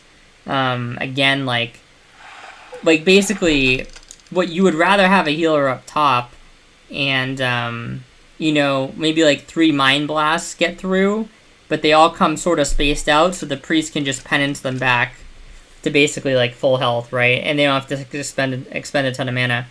But if you come back upstairs as a priest, after those Mind Blasts have went through, and you're seeing like 3 critically low people, right? And the boss, you need to get them to like pretty close to basically capped before the boss phases. And you have to, even if the boss isn't about to phase, the boss could still Mind Blast at any time, right? And if he doesn't get kicked immediately, now he's going to kill one of those 3 people. So now you're like rushing, okay, I penance one, you know, I'm flash healing the other to bring him up. It's just, you don't want that to happen, right? Because now all of a sudden, like, your mana is just being eaten alive. So don't send the healer down. Yeah, and so basically I would spread out phase 1 unless you're very confident that they can kick all the chains. Don't send healers down. This is another fight where using Shadow Protection Potion, having one before you go into the fight, this should be a thing. Like if you're struggling with the fight, you should do that absolutely. And then you should wait the 2-minute cooldown so that people can potion again during the fight. Phase 2 is obviously the optimal part where people want to probably pop their second potion, but it kind of doesn't really matter because all the damage is going to stick in this fight, right? So, I mean, to be honest, I guess like that's not really true because like if you do take maybe too much damage initially in the fight, but then you're perfect on the kicks after, the healer can pretty much like mana regen to full, and then it was like useless using the potion there, right? So how I would play it if you're really struggling is you pre-shadow protection, right? And then you save your second shadow protection for phase 2 where things are gonna get crazy, right? Because the thing is like in phase 1, the healers should be able to keep up with the damage because they're gonna have the most amount of mana they're gonna have. And the stuff is kickable, right? So they shouldn't have to be, like, literally healing every Mind Blast and every Chains, but they will have to do that in phase 2. So you really want to pop the pot in phase 2. If you're a healer, though, you're probably going to want to pop a mana pot, so you would just have the pre-Shadow Pot. You'd have, like, the pre-Shadow Pot heal, basically, or the pre-Shadow Pot, and then you would pop a mana pot during the fight is how that would work. And I think how the Mind Blast targets is like, I think it targets the closest person. So I think what you can kind of do is like, let's say you can't kick it for some reason. If you're taking too much Mind Blast damage, like let's say he hits you twice, you can start backing out after the first Mind Blast hits. And even if he hits you for the second one, he shouldn't get the third one on you because I think it should like target somebody else basically. So that's another way, like, if you don't have enough kicks or something like that, the melee can kind of do that, because it's a lot better if, like, 3 melee take 1 Mind Blast tick apiece than 1 melee taking all 3, right? Like, that's a lot more potentially lethal. Especially if the priest has, like, already used their penance or something like that. If the priest has penance, it's kind of fine. But if the priest just penance, like, the first Mind Blast target, it kind of does help the healer to be able to, like, just step back and not take the potentially lethal damage from the third one, right? Let it just go on someone else. So that's kind of like the first phase of the fight, and then in the second phase, it's just a complete burn, and that's where like having the extra buffer from the shadow protection pot really helps, because he's just doing taking damage to you the whole time. The shadow crashes are still coming out, the chains are still coming out, and now the chains are going on melee as well, I believe. As a priest, you're basically just dispelling this, like, you're dispelling the entire fight, basically. Well, in phase 1, you shouldn't be, because chains shouldn't be going out, but in phase 2, it's just your dispel bot. The one thing I will say is make sure you're still using your palm, though. So how I would do it is, like, as soon as you get into phase 3 and he starts targeting somebody, you put the palm on them and get it rolling, right? And then maybe you have to penance that person. So you put the palm on them, and then if they're going critically low from the Mind Blast, you penance them. And then you start putting the renew on. If the palm is not jumping, you put renews out, but it should be jumping because everybody's taking shadow damage, right? Unless they have the pot on, I guess. In which case, it's kind of fine if the mending isn't jumping off the rip anyway, because probably nobody else is taking damage if all of you are shadow potted. So I would try and get the penance or the mending rolling right away. You're using the penance on the Mind Blast targets. Don't be afraid to shield the Mind Blast targets. Don't be afraid to flash shield the Mind Blast targets, because remember, this is the burn phase, right? You shouldn't have to be in this phase for long. So, your job is just keeping everybody alive is kind of the idea. Also, if your tanks are true tanks for this fight, ideally they're not. So if they can go any spec that's not pure tank, that's kind of like ideal, because the boss is basically just casting spells at people. So, like, them being able to tank the boss doesn't really do much, because his autos do basically nothing. And then in the second phase, they're basically just, like, 2 more damage dealers you can have. However, if your tanks are pure tanks, like, let's say they, that's all they have, that's their gear and stuff like that, then, ironically, those are the people, if you need to let somebody die, it should be the tanks. Like, they should die first. Because, again, it doesn't really matter who he's using his abilities on, right? Like, they all take the same amount of damage, essentially, for the most part, because they're magic abilities, right? And your tanks are doing probably very little damage compared to your DPS. So if you have to let anybody die, let those tanks die. Like, one thing you wouldn't want to die is you don't want, like, your hunter, like, I think they already nerfed the Scorpid by the time this is coming out, but if you had, like, your Scorpid hunter and the fight pre-nerf, you don't want to lose your Scorpid hunter, right? Because you use penance on the tank to keep him up. So the tank should be, like, absolute last priority for heals during this phase. I mean, obviously you don't want to let anybody die if you don't need to, right? And you probably shouldn't have to in most cases, but if you do have to make that tough call, the tank is going to be the one that you should let die all the time. Which sounds really counterintuitive, but that's just kind of how it is in this fight because of how it's designed, right? And that can kind of actually save you. Like, in a bad group, that can be the difference. Like, letting the tank die and keeping, like, a really strong DPS up is, like, going to be the key. Like, whoever is pumping in phase 2, that's who you need to keep alive, because that's the only way the fight is ending, basically, right? Is with them killing the boss or him killing you. Like, it basically is a soft enrage. So just, yeah, keep the good DPS alive as much as possible. Yeah, using shield is really great in this fight, like I said, because it's just a time buyer, right? If you have really excess mana, like if you're like 100%, you can get some pre-shields out before going into phase 2 on priest. That's another good strategy. Yeah,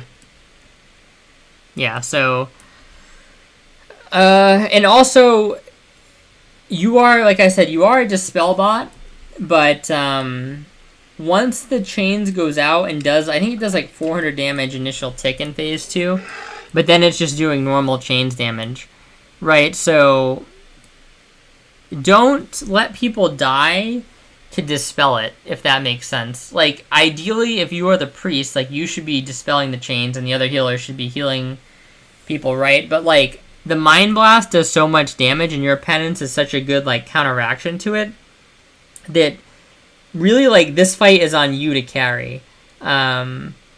Because you have to be the one that's balancing when do I do the dispels versus when do I like heal people.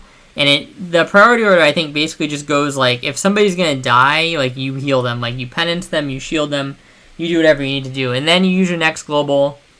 You hopefully buy a little bit of time, right? Use your next global on the chains this out, and that's basically how it works. Is you alternate between dispelling and healing, and you're trying to heal enough to buy time to get the dispels off before you have to then go and heal somebody that's critical again. And obviously, hopefully, your other healer is like helping you out in this, right?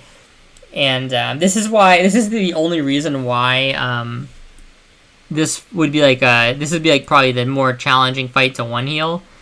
But it's, again, if you're one healing, it's probably because your raid is sick, and you have an extra DPS on top of that, so the last phase should be easy. But basically, like, you're just going to be global locked more than anything else, because when you dispel, it incurs the global. So there's no way getting around that. Like, shield incurs the global, etc. You know what I mean? So even though these are instants, they're still incurring the global cooldown. So you can only do so many things at a time. So you really need to prioritize, like, what is the most important thing that needs to be done at any given time. And, like I said, it should be keeping people alive with penance, then shield, then dispelling people. Unless your other healer is, you know, absolutely taking care of the heals solo, essentially, right? Then you're fine to just spam dispel. But don't get baited in, like, oh, my job is to, like, dispel at all costs. It's like, well, no, your job is still to keep people alive. And the thing is like, it's the other healer's job to do that too, but if you're the only priest in the group, you actually have the best tools to keep people alive in addition to the dispels. So it's kind of unfortunate in that sense, but you just have to, like, play better and play well, right? Like, really, it's kind of like you know, you have more power, therefore you have more responsibility type of situation, right? So keep people up, then dispel as needed, and just, that's basically what you do. You're just buying time for your DPS to kill this boss. And yeah, don't heal the tanks if, you know, if you need to let him die to heal a higher priority DPS. And I think when you combine that with Shadow Protection Potions, like, all that advice combined with Shadow Protection Potions, and again, you're not using those because you're mana potting. You're using one at the start of the fight, but you're mana potting during the fight. And then everybody else is using Shadow Protection Potions. And then they nerfed the boss recently because like, one of the problems with this boss is that if you had too many caster DPS, he was very resistant to a lot of forms of magical damage. That is now not the case. I think his resistance went from 75 Shadow to 25 Shadow. So if you're doing this after seeing this video, you know, that could have been a problem you were having before as well, is you just had too many caster DPS and your damage in the last phase was very poor, therefore extending the time of the phase, and therefore extending, like, how much mana you needed to expend, because things just get worse, basically, as the fight goes on, because your mana dwindles, obviously, because you're having to be spamming dispels and heals. So if you don't kill him quickly enough, like, you will obviously just wipe. One other thing I want to talk about for this fight is LOS, and if you guys are struggling, and specifically if you notice you're struggling with LOS, I would try and tell your tank to not tank him just, like, on the center of the thing, because these stairs fuck everything. And one of the problems that I was having with a group that was doing this strategy, like that I said at the beginning, where everybody stays in a group and they bait the circles, right? Then you end up on this pillar when phase 2 starts, is that this is a bad place to be, kind of, when the boss is in the center and phase 2 is starting, because the LOS on the players is sometimes weird by the stairs. So I would actually rather have the boss, like, here, or something like that, or here, or here. This is probably going to be taken up, but I would, or maybe even slightly just off the stairs, like at the bottom of the stairs.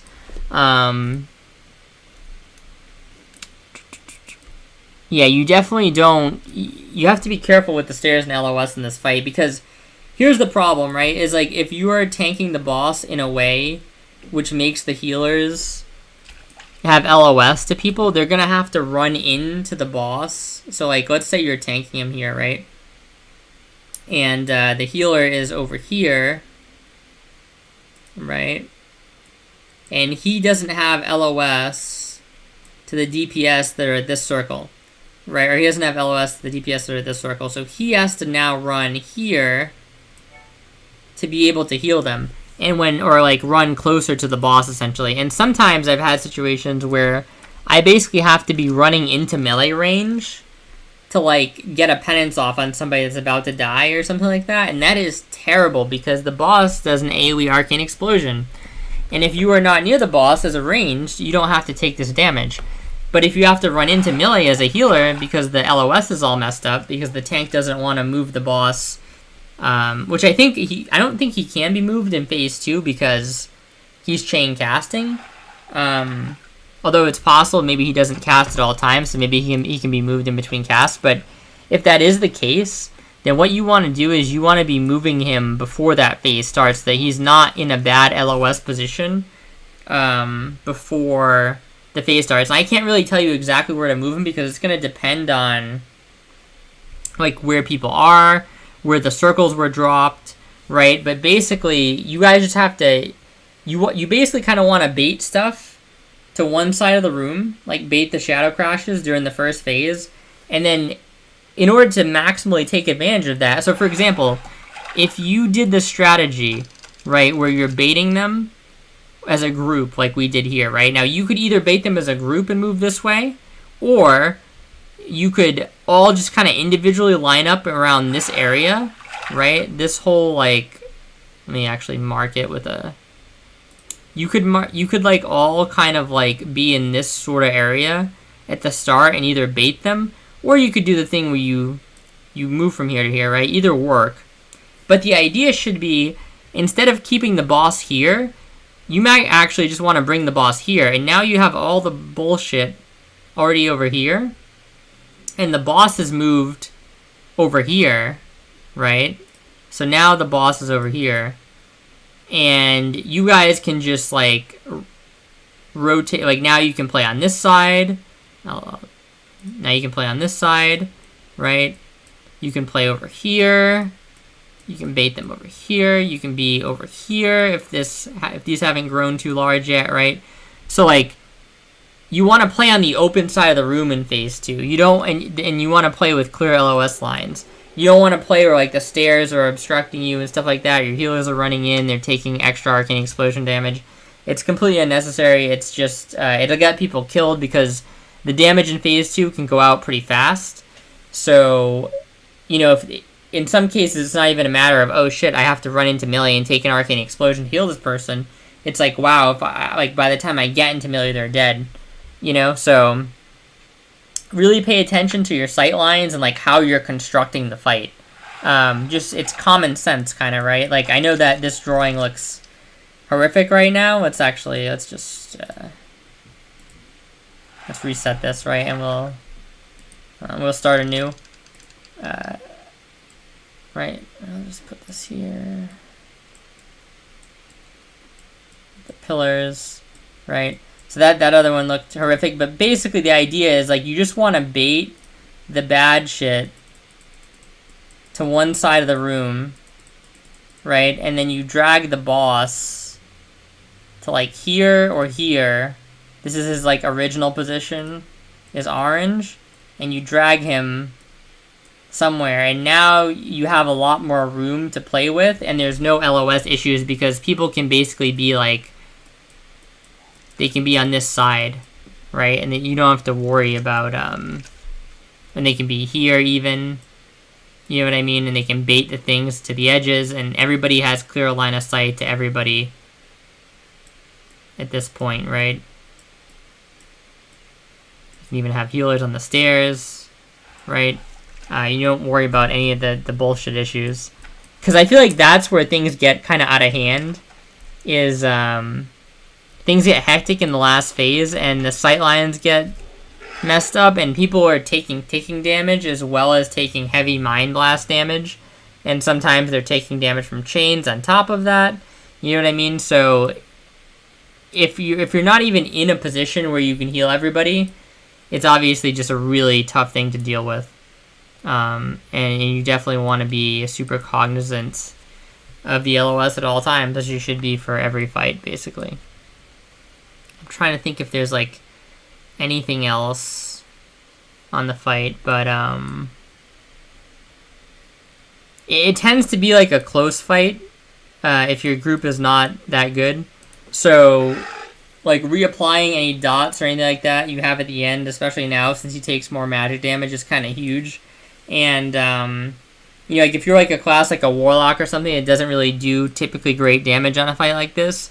Something you could do is just try and live, especially if you're playing like shadow spec. I think the better spec to play on this is the fire spec. It tends to be, although they just nerfed to shadow damage or shadow resist, so affliction might be okay. But like, since you do some healing and stuff with haunt, it's just like focus on staying alive if you can, you know, when the boss is low, because you just need the dots to kill him and like the last straggling DPS. Oh, one more thing I did want to mention is the expanding circles. When they hit somebody, like when a player is standing in them, they will have a very similar looking debuff to chains on them. So if you see somebody that looks like they have chains and you're trying to dispel them and it won't dispel off of them, then it's very likely at that point that the player is standing inside of the circle. And sometimes, like, depending on camera angles and stuff like that, and depending on like how much they expand, and I think that the room is also like a weird color when he goes into phase 2, right? Everything kind of phases out sometimes. So I've seen melee before just chilling in the stuff, and just be aware and tell them to like move away, right? Because it's just extra damage that they don't need to be taking in that phase. And if they're sitting in the the ticking damage, well, they're taking ticking damage regardless. And if they're sitting in the circle while taking ticking damage and then a mind blast goes on them, that is like horrific, right? They're absolutely gonna die if they don't get like an immediate penance or shield. So yeah, just like look out for each other. If somebody is taking damage from the cloud or whatever, then tell them to move. And yeah, I think when you combine like all this stuff with the shadow protection potions, and you know, just taking physical DPS this fight tends to be better. Again, because they're higher resistances, but now they nerfed them, so it might be fine to take casters. Who knows? So yeah, just try and be cognizant of your composition going in there. Try and make sure you have the proper consumes if you're struggling, and you know, take into account some of the other tips mentioned here, right? And you guys should be able to do it. This is the toughest fight in the instance by far. So if you know, if people are still struggling on this, just leave comments and I can answer specific questions. And if we need to, I can do a video on this fight specifically. But this is by far the hardest fight. So if you did this, the next boss should be free, which is Akumai. And basically the story of this boss, in my opinion, is this is like you're playing Hearthstone and you go face. So a couple things, right? The first thing is that if you have a paladin, he can just like have somebody else taunt and cleanse his stacks, I believe, and I don't think it summons an ad. He can just like divine shield his stacks off, which is I'm doing something. So yeah, just like have him cleanse his stacks. You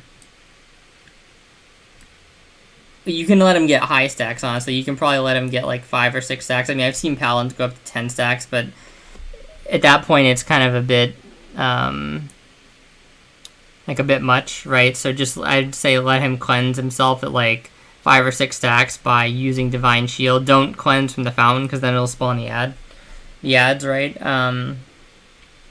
Also, like, this fight is very easy if you don't get hit by breath. And the easiest way to get hit by breath, to not get hit by breath, is let's make the room again. Right, like this.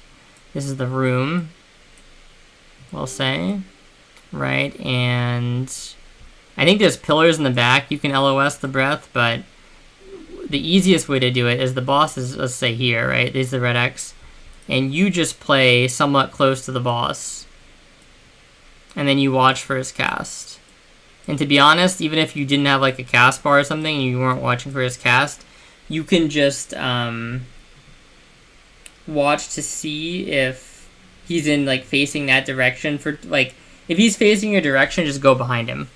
Is kind of like the easy thing to do here, right? But the idea is you want to be close, because if you're over here, right, and let's say you're not, you can't get behind one of the pillars or something. If you're over here and he's like turns to you, he faces this way. Should have did that with a red arrow, right? And he starts to breathe at you, you're basically screwed, because there's no way you can't dodge it at that point, right? So you want to be closer so you can either dodge through him or you can just walk to the side. The breath is not very wide, in my opinion. It's probably like this. It's not like this. Some breaths are like this. Like this is like an Ixia breath. Like it's basically like parallel to the fucking side of the boss. At least like the front portion of it. That is not this boss. So like you can walk through him, or you can like easily walk around him in most cases, clockwise or counterclockwise. And if nobody takes a stack of the breath, like this fight is insanely easy, especially with a paladin tank, because what the paladin will do is he'll just cleanse his stacks. And then the other tank has it, and then by the time that tank needs to cleanse his stacks, you're basically already in phase 2. And at that point, you can either cleanse that person's stacks, and you let him, and then you spawn the ad, and then you just off-tank the ad and kill the boss, right? If you feel more comfortable, you can kill the ad, but I think in most cases you're better off just tanking the ad and going face on the boss. Or, if you have like a battle res or something, or to be honest, you may not even need a battle res, you can just let your second tank die so you don't get an ad, and then you can either battle res him back, or the other, now that your other tank, if it's like a paladin, right, he doesn't have stacks, so he just like taunts back and you finish the fight. You don't need the other tank alive. So that's like an easy option. Now if you don't have a paladin tank, you can kind of do this same strat where you let somebody die and then you B-res them, or you can give them a soul stone. If you like, you know, you're gonna tank first, we give you a soul stone. You're gonna take like 7 stacks and die. The other tank's gonna taunt and you're just gonna soul stone. And then, like, you can basically keep letting the tanks die, assuming you know that you're going to be able to finish the boss in time, right? So it's like you can bubble, let a warrior tank die, then battle res him or have him with a soul stone. The boss is now back on the paladin. You could have the paladin at this point die, and then you can probably finish the boss. So I think like this is a boss where you can very easily just go all your damage into the boss and go face. Like just hit him in the face basically the entire time, and that's like probably the easiest way to do the fight. I mean, you can kill the ad, it's just that keep in mind like when you kill these ads, like your like less DPS is going on the boss is still meleeing the tanks. Anybody who has corrosion stacks from getting hit by the breath while you're killing the ad is ticking the whole time, so now there's just less damage going into the boss, right? So he's going to die a lot later. The healer mana is going to be like a lot harder to kind of deal with, right? So again, you can try killing the ads, but if things aren't going well for you, I would try like not killing ads and just going face and just using these cheesy strategies where you either, if you have a paladin, you bubble off the stacks, and if you don't have one, you just like let the tank die and res him somehow. So I would try doing stuff like that. I believe this boss is doing mostly nature and then does shadow in the last phase, so shadow protection can kind of help. If you get hit by the shadow breath, nature would help if you get hit by the Nature Breath. I don't know if we have access to Nature Protection Potion right now, but if we do, that's like a good thing. As a priest, you're basically just standing next to the boss, and you're using Prayer Mending. It should bounce between the two tanks like really easily on this fight. Especially if you're doing like the normal strategy where like one is taking like so many stacks and then the other one is taking stacks, because the first tank who has stacks is going to be taking damage still. So like when you put Prayer Mending on the tank that's taking the active damage from the boss, then it's going to bounce immediately to the tank that is taking the ticking damage. And like sometimes you'll put Prayer Mending out on this and it'll just like ping pong between both of them. Like really quick, right? So that's like super mana efficient. Like this is going to be a fight where you actually notice Prayer Mending has a cooldown, because it's going to get used up so fast that you're going to be like, oh, I want to cast this again. And it's like, oh, well, that's going to be up in like 5 seconds, you know? So you're not going to be able to probably cast it again immediately. It's going to get eaten so quick. But that's kind of a good thing, because that means it's doing its full healing, right? Again, Penance is going to be another thing that you heavily rely on in this fight. Especially once mana starts getting tight, you basically just, you kind of like wait for the tank to get chunked a little bit, and then you toss a Penance into him. Other than that, you're going to be trying to avoid using shield when you can. If you need to, you can shield before a breath comes out for a little bit of additional HP. This is kind of relevant, especially in the second part of the fight, because the breath reduces the target's max HP, I believe, the Shadow Breath. So there may be times, like if you only have like one tank left or something, right, and he's on high stacks, like a way you can kind of circumvent him getting one shot is you wait for the breath to come out, and then you wait for the stack to come out, and you like basically shield him like as the damage is going out, right? It's kind of like the same thing you would do on like a fight like Nefarian, or a fight like Ebon Rock or something like, or one of the Drakes, right, where you know they're about to take a big burst of damage, so you put the shield on preemptively, and that allows you to kind of like inflate their life temporarily, and then you're basically just like healing them up after that, right? Because it probably went through their shield and into their normal life pool. The thing about that is that, like, obviously Power Word Shield's kind of mana hungry, and depending on how your DPS is, this fight might go for a little bit. So ideally you're not having to do stuff like that, but it is an option you can do. Like I said, you're going to try and mostly be leaning on Penance for the tank.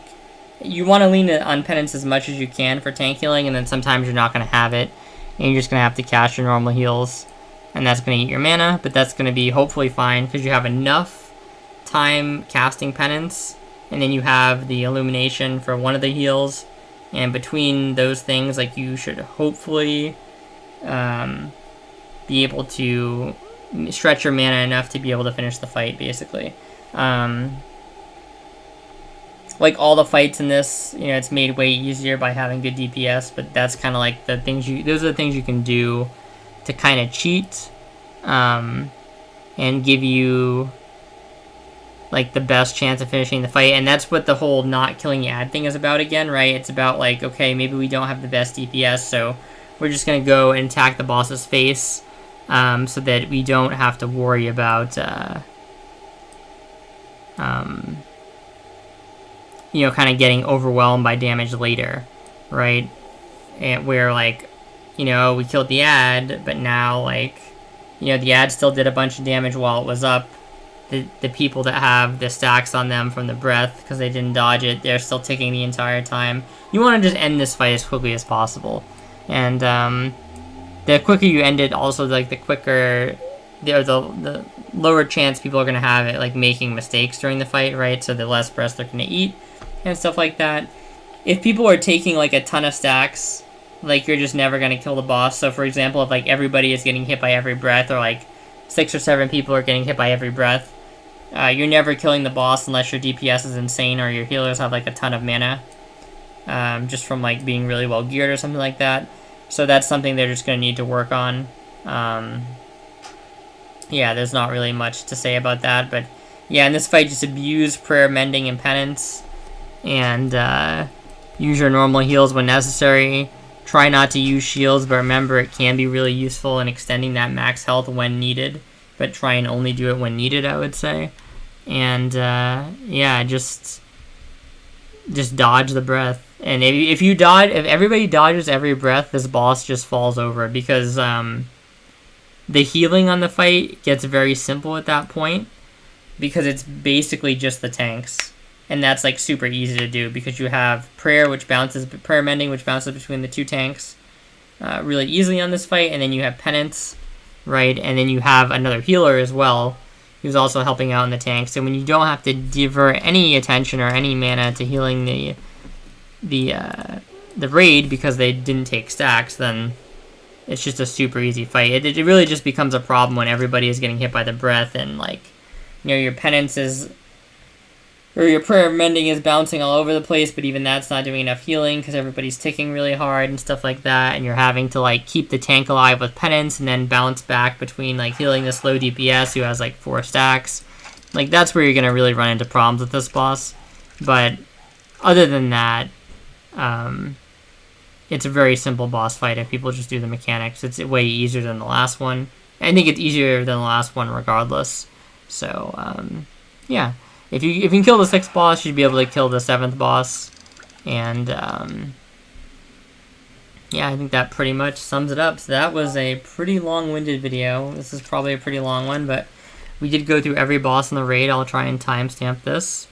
Yeah, and we'll do one of these from the druid perspective probably tomorrow. And, yeah, I think that's pretty much it. So be on the lookout for that.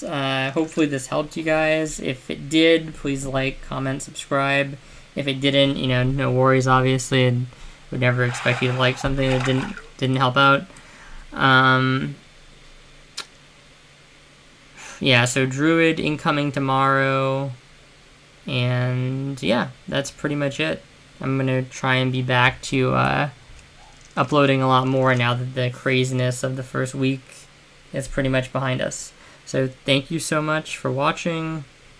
I hope this really helps. Any specific questions that didn't get covered here, please feel free to leave them in the comments, and I will either, if it's like a thing where it's like big enough to do a video on, I'll do a video on it, that like mechanic or that fight specifically, or if it's not, you know, I'll just I'll answer your question in the comments itself.